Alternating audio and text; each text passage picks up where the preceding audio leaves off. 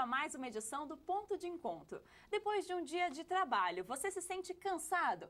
Pois é, esse cansaço é normal, mas em alguns casos atinge níveis extremos. É a chamada síndrome de burnout, a terceira maior causa de afastamento do trabalho no Brasil, segundo o INSS. Hoje o Ponto de Encontro esclarece todas as dúvidas a respeito dessa nova doença ainda desconhecida aqui no Brasil. Para isso, estão no estúdio conversando com a gente o psicoterapeuta Marcos Videira e também o Dr. Ataliba de Carvalho Júnior. Ele é psiquiatra e psicanalista e professor da Faculdade de Medicina aqui da PUC Campinas. Dr. Marcos, professora Ataliba, obrigada pela presença hoje aqui no Ponto de Encontro. Mas antes de começar o nosso bate-papo, vamos só conferir algumas informações a respeito dessa síndrome. Confira só.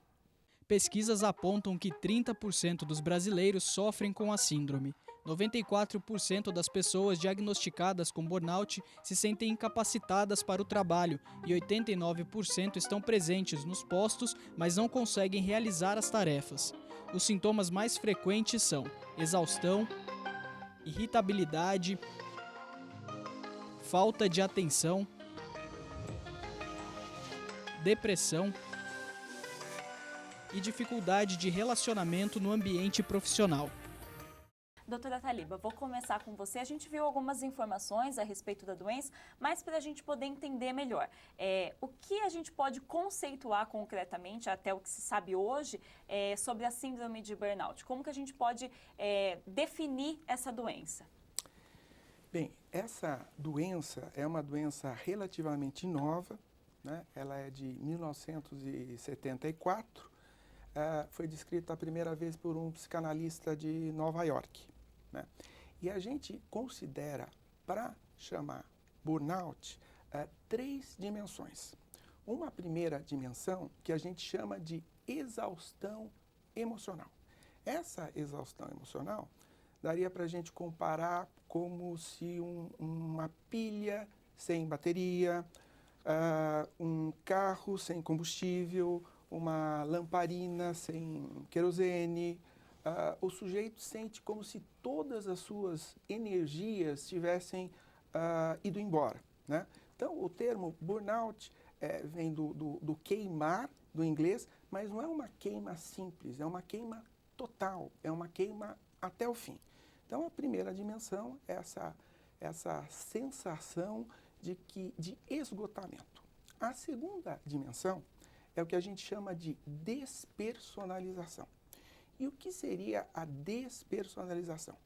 A pessoa, ela fica distante dela mesma e distante dos outros. Então, tem uma pessoa que está na sua empresa, tem aquele ritmo de trabalho, aquele jeitão de conversar, afetivo, cordial. De repente, essa pessoa começa a ficar, os amigos, principalmente, as pessoas que convivem ao lado, começam a sentir que essa pessoa está distante, ou como se essa pessoa não se importasse com ela, né? Às vezes, em algumas situações, a pessoa começa a ser cínica, ser irônica, ter uma certa hostilidade. Mas é importante, isso não é do feitio ou do jeito da pessoa. Isso chama bastante atenção. Então, temos essas 2 dimensões. A terceira dimensão é uma percepção que a pessoa tem a respeito do que ela produz no trabalho. E é uma percepção muito negativa. Ela sente como se ela não soubesse trabalhar direito, ela nunca trabalhou direito, ela nem vai trabalhar direito no futuro, o que é uma visão distorcida. Então, essas são as 3 dimensões para a gente falar do diagnóstico da síndrome de burnout. E, doutor Marcos, o doutor Ataliba conversou com a gente dessas dimensões, dessa síndrome, mas em alguns momentos ela pode se confundir com uma simples, não, né? Porque a depressão nunca é simples, mas a depressão em si, ou um cansaço, um estresse, que infelizmente nos dias de hoje é comum os trabalhadores terem. Como que a gente diferencia, então, uma depressão simples da síndrome de burnout? Existe uma maneira de diferenciar essas 2 doenças? Existe uma diferença entre estresse, depressão e síndrome de burnout. O que acontece? Muitas vezes na síndrome de burnout tem componentes do estresse e tem componentes da depressão, né? Mas eu entendo como, o meu entendimento quanto a literatura fala que quando a gente fala do estresse, quando o profissional ele está estressado, ou quando, por exemplo, um atleta de alto desempenho, por exemplo, ele está estressado, isso pode ser um período normal, né? Porque ele tem um período de estresse, de treinamento para participar de uma competição, né? Agora, quando ele termina essa competição, ganhando ou não, o estresse passa a voltar a baixar, né? Passa a ficar num estado normal. Isso é diferente do burnout.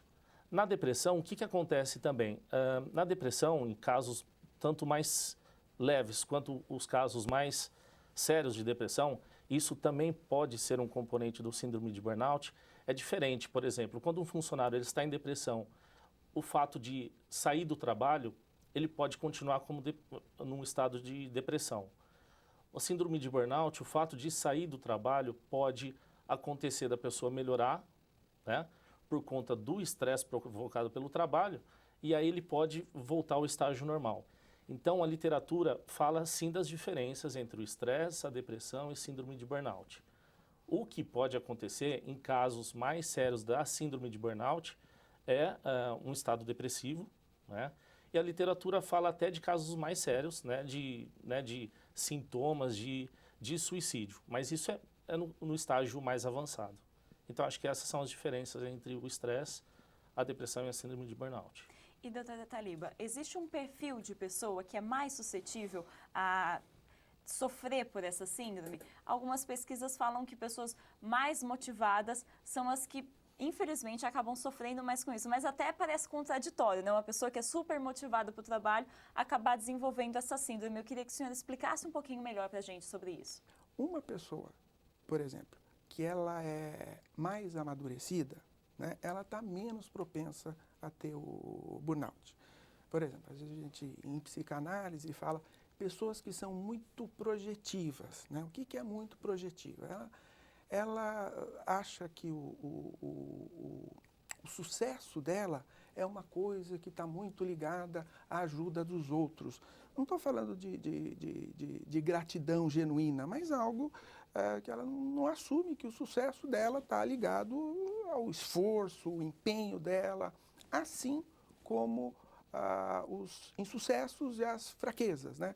A pessoa que não é muito projetiva acha que a fraqueza, de repente, é do outro, né? Ou as dificuldades são do outro, está indo mal porque é do outro, não por causa da dificuldade que está enfrentando. Então, essas pessoas são mais propensas ao burnout. Por outro lado, as pessoas que são menos projetivas, né, as pessoas que conseguem ver com precisão e maturidade, não, isso eu consigo fazer bem porque eu tenho um pouquinho de talento, eu me esforcei muito para conseguir, essa coisa é uma fraqueza que eu tenho, eu não dou muito conta, se eu quiser fazer um pouquinho, tenho que me esforçar mais. Então, são pessoas que são menos propensas, né? E aí, algumas pessoas que são excessivamente perfeccionistas, que a literatura fala, que são muito metódicas, querem a coisa muito certinho, né? E se a gente aprofundar um pouco, usando um pouco de conhecimento psicanalítico, né? A pessoa também que é muito perfeitinha, né? Na verdade, ela tem um pouco de dificuldade, porque a vida nunca é perfeitinha e a gente faz o que é possível. E essas percepções são coisas de pessoas mais amadurecidas, né? Vou pedir licença para vocês um minutinho, porque a nossa equipe de reportagem preparou uma matéria num ambiente de trabalho que se preocupa com o bem-estar do funcionário e tenta evitar o aparecimento dessa síndrome. Confira só com o Vinícius Purgato. O que mais te motiva no trabalho? São benefícios, salários, plano de carreira, um bom ambiente? Os benefícios a longo prazo. É um bom ambiente de trabalho. Um planejamento de carreira, você poder crescer dentro da empresa, mostrar as suas qualidades, se desenvolver. Trabalhar a motivação do funcionário de modo a evitar a ansiedade não é tarefa simples para as empresas. Isso porque o desejo para cada empregado é bastante pessoal. Mas afinal, como atender a todas essas necessidades e evitar o estresse no trabalho? A pergunta é complexa, mas existem empresas que parecem ter encontrado a fórmula de minimizar os efeitos negativos da rotina de trabalho. Este é o caso desta companhia do ramo de energia, com sede em Campinas, que investe na qualidade de vida dos colaboradores. A gente investe muito em qualidade de vida, em diversas ações que mantenham nossos colaboradores bastante satisfeitos em estar aqui dentro. Então, o retorno que a gente tem com essas ações, ele é extremamente alto. A gente vê as pessoas cada vez mais motivadas por estarem aqui dentro e que automaticamente geram resultados cada vez mais consistentes para a empresa. Entre as principais ações estão academia no local de trabalho, programas de apoio ao funcionário, ginástica laboral e café da manhã com o presidente com opção de levar a família. Helena, funcionária da empresa há 6 anos, é prova de que as medidas trazem resultados positivos. No ano passado, ela alcançou um objetivo pessoal com o suporte da academia instalada no local de trabalho. Eu utilizei a academia para um programa de emagrecimento, eu emagreci quase 20 quilos. Então eu me senti, a minha autoestima muito boa e nisso o meu trabalho também aqui foi com certeza muito melhor. A influência da atividade física no desempenho profissional também foi um fator atrativo para Ana Cristina, que utiliza a estrutura oferecida há quase 30 anos. Eu estou sempre também trazendo as pessoas para cá porque faz bem para a autoestima, faz bem para o cérebro, para o organismo, a gente não tem afastamento, não tem doenças, né? Não dá tempo de pensar em doença, não. Mesmo com todas as medidas, outra questão é tratada como essencial: o respeito com o trabalhador através de boas práticas de liderança. A gente instrui, né, e estimula que os gestores tratem os nossos colaboradores como pessoas, que em alguns momentos não estão felizes, têm dias difíceis, mas tratando elas como pessoas, os gestores conseguem entender essas necessidades, conseguem dar um pouco mais de atenção quando é necessário e fazer com que a fase passe, né, e o colaborador volte a atuar como sempre atuou.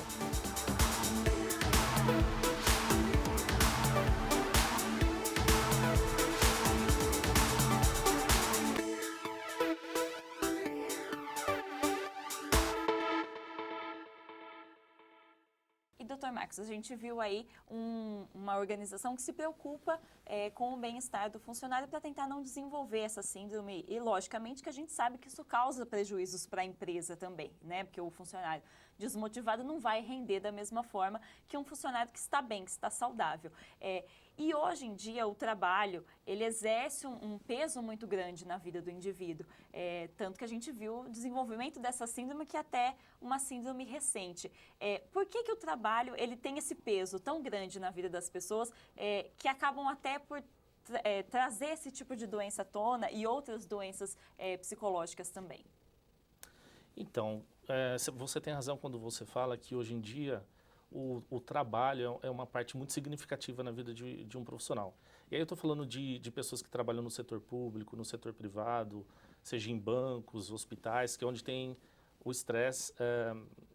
talvez mais alto, mais né? alto, com certeza. Nas multinacionais também, hoje, o que acontece? As estruturas cada vez estão mais enxutas. As pessoas com maiores responsabilidades, né? Pessoas jovens com muita responsabilidade, pouco time. E uma meta agressiva, né, que hoje em dia as companhias têm, frente ao mercado global e etc., isso gera muito estresse nas pessoas, né? Então, o que acontece? Eu acho que uma coisa muito importante quando uma pessoa chega nesse estado é também notar como que é a relação dela com o trabalho, né? Isso é muito trabalhado, por exemplo, nas pessoas que vão procurar psicoterapia no tratamento da síndrome de burnout. Hoje, o meu entendimento é que as empresas não estão muito preparadas para lidar com esse tipo de situação. E hoje, como você mesmo disse, é algo que é muito significativo. As pessoas estão saindo muito de licença por conta desta relação com o trabalho, né? Hoje, se é projetado para que as pessoas trabalhem 40, 44 horas semanais, uma pessoa que trabalha 15 horas, 16 horas por dia, transformando isso em 60, 80 horas, é praticamente o dobro do que é esperado, né? Então, por conta, vem essa estafa, esse esgotamento físico e mental dos profissionais. Então, hoje em dia, as organizações têm alguns exemplos muito interessantes de algumas empresas que têm alguns programas internos para lidar com o estresse, como foi apresentado, mas hoje é uma preocupação da classe de alguns profissionais que se preocupam com esse tipo de doença, mas eu acredito que ainda é algo muito novo e os profissionais ainda não estão muito preparados para lidar com esse tipo de situação. Mesmo dentro das companhias e até muitos profissionais da medicina ou da psicologia ainda não têm muito entendimento sobre a síndrome de burnout. E, doutor Taliba, o doutor Marcos falou a respeito da pressão que o jovem sofre hoje em dia no mercado de trabalho. Essa ansiedade que se passa desde o início da vida profissional de alguém, ela contribui para o desenvolvimento dessa síndrome ao longo do tempo? Como o Marcos falou muito bem, as empresas não estão preparadas. Então, aí você soma pessoas que têm um certo nível de maturidade, um mundo bastante competitivo, difícil para o jovem, né? E uma empresa que também tem dificuldades de humanizar ou de considerar questões afetivas para a pessoa e fica, de uma certa forma, empurrando muito serviço para as pessoas, né? Então, eu acho que o jovem acaba sendo bastante exposto a isso, né? Não sei se o Marcos tem algumas questões relacionadas com problemas em empresas, mas não que trabalham tanto na área da saúde ou educação.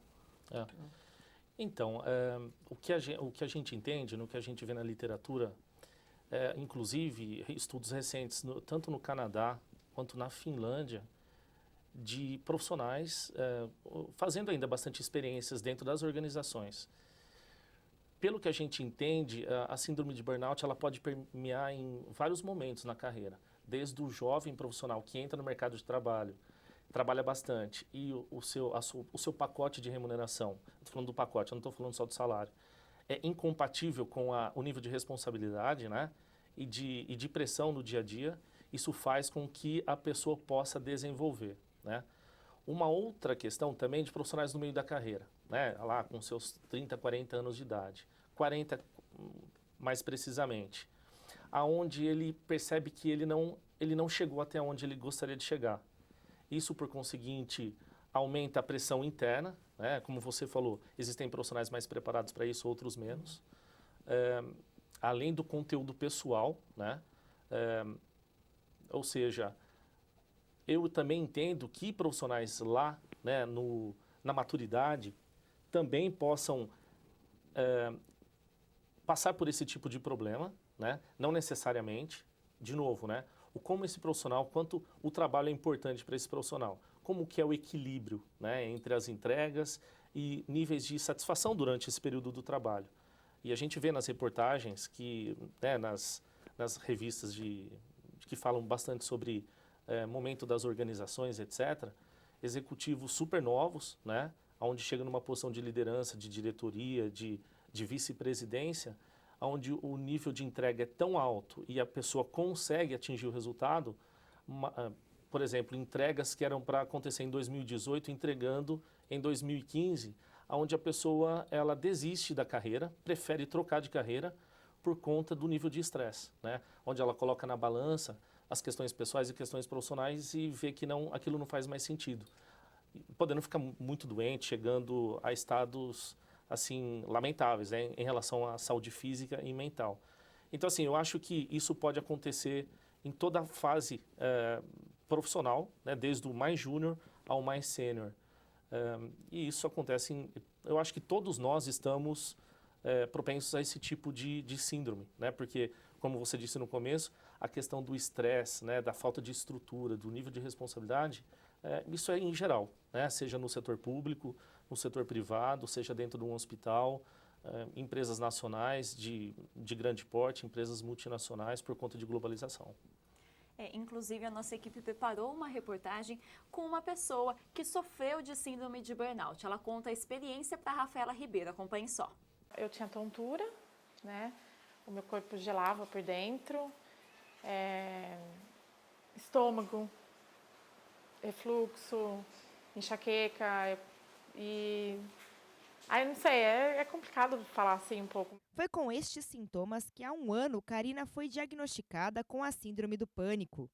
O estresse constante no antigo emprego ocasionou o transtorno. Foi mais por causa do meu chefe, que ele desmerecia muito o nosso trabalho, nunca parabenizou, nunca incentivou ninguém a nada. E a gente vestiu a camisa, né? Porque para trabalhar com isso, você tem que vestir mesmo. E ele nunca... Chegou um certo ponto que eu não conseguia mais olhar nem para a cara dele.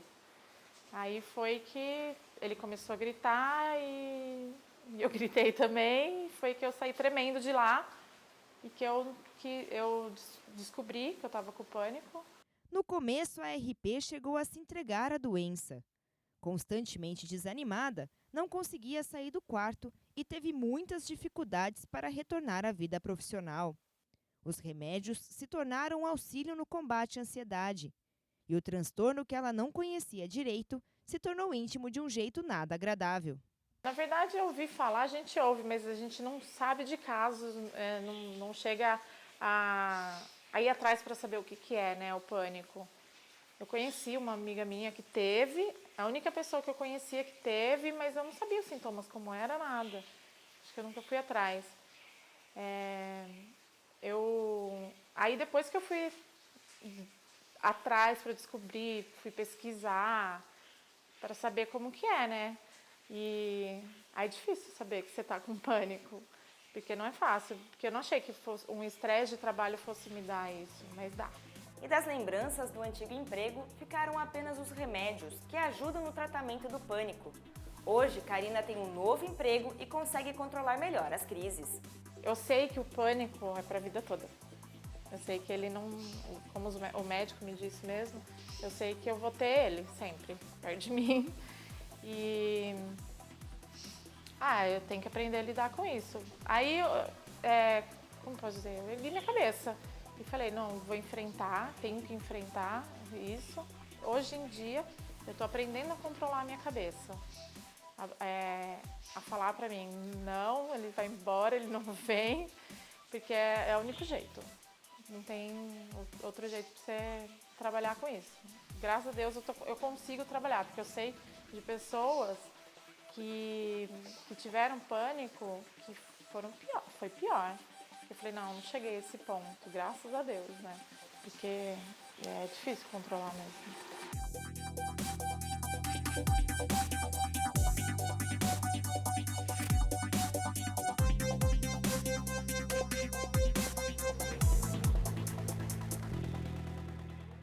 Eu queria que o senhor comentasse com a gente como que funciona o tratamento para esses casos dessa síndrome. A partir do momento que ela é diagnosticada, de que forma que essa pessoa ela tem que ser acompanhada para tentar voltar à sua rotina normalmente, buscar um estilo de vida diferente, talvez, ou buscar essa recuperação dela? A gente tem que focar na pessoa, né, que talvez tenha essas questões de uma certa imaturidade, como, por exemplo, considerar o trabalho de uma importância muito grande, né, esquecendo questões pessoais, né? Então, isso seria um primeiro ponto. Né?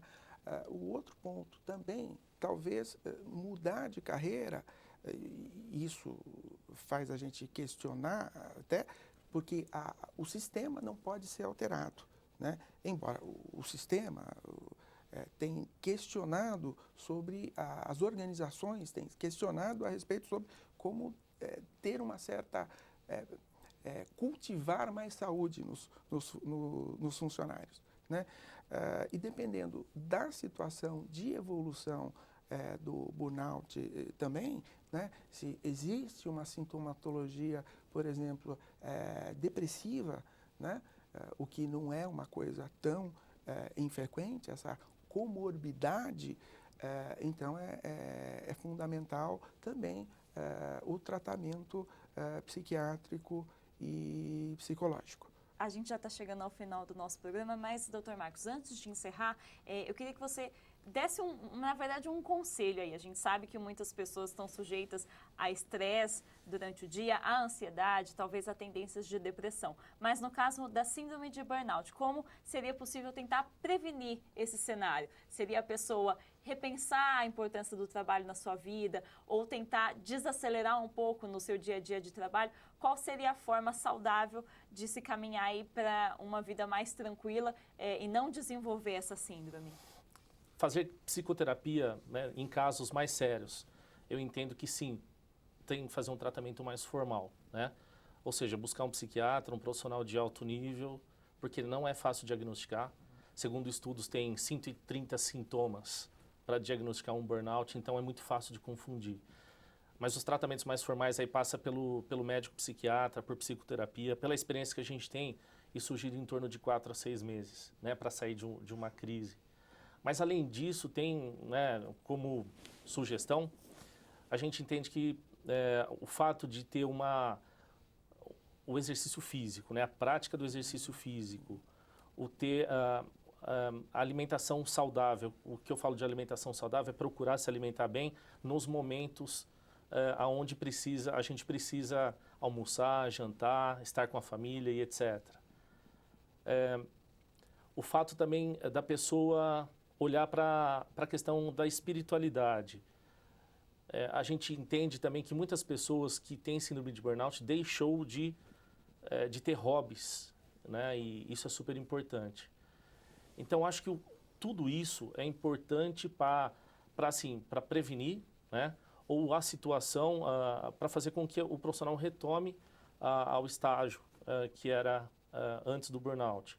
O fato também o dia tem 24 horas, né? Então, muitas vezes, ter que falar não dentro da organização é preciso não só para não captar mais atividades, mas assim, para ter foco, para ser mais estratégico e focar mais no que a empresa precisa e não ficar naquela ânsia de atividades e você ficar perdido em relação a isso.